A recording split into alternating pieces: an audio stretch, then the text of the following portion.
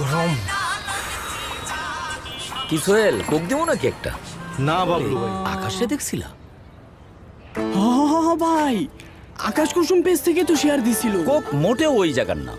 138 বছর ধরে 190টা দেশে লোকে কোক।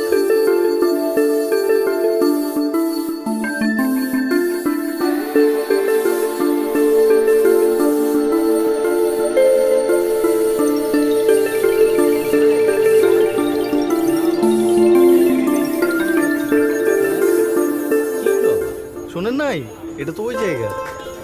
তো খবরটা তুমি কই পাইলা?